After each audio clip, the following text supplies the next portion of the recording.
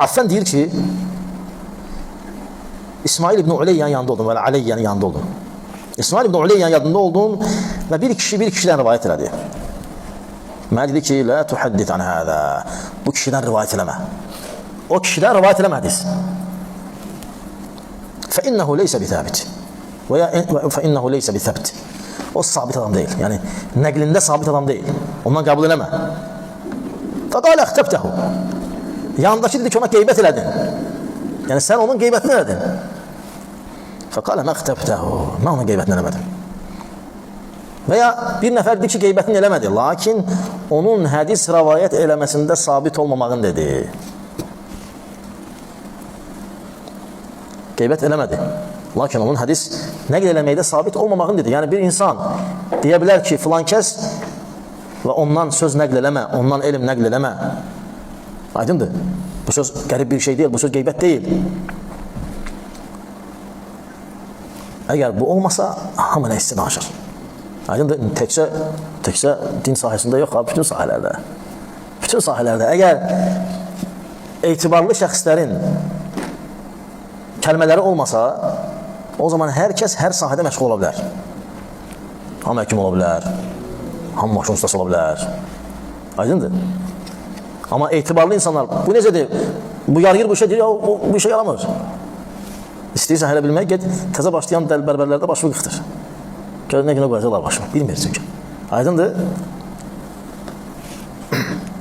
Və həmçinin İbn Mehdi, rahiməhullah, Abdurrahman, deyir, Sufyan əs-Savrin yanındaydım, bir kişinin yanından keçdik. Fəqalə kəzzəb, dedi, bu yalancıdır. Fikir lazım, yəni ondan soruşmadılar, bu kimdir? Çünki bilirdi ki, danışandır. Rəvayət eləyəndir. Din haqqında danışandır. Sufyan əs-Savr deyir, mənə deyir ki, hədə kəzzəb, və kəzzəbdir.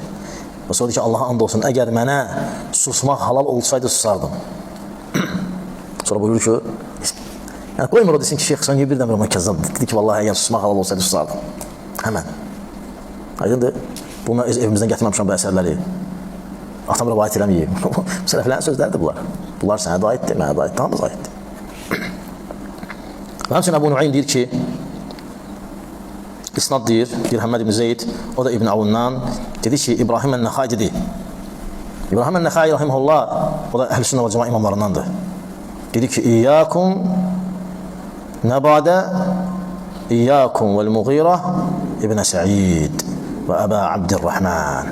Nəbadə Muğirə İbn Səiddən və Əbu Abdirrahmandan nəsə götürəsiz. Fəinnəhumə kəzzəbən. İkisi də kəzzabdır. Yəni, ittiham eləyirdi onları. İttiham eləyirdi. Yalanda ittiham demirdi daha. Köynəyi belədir, ailəsi belədir, nəsli belədir, nə bilir, atası belədir, lazım deyil. Dedi ki, onlar yalan danışırlar. Nədə? Dində. Onlardan götürməyin yəni.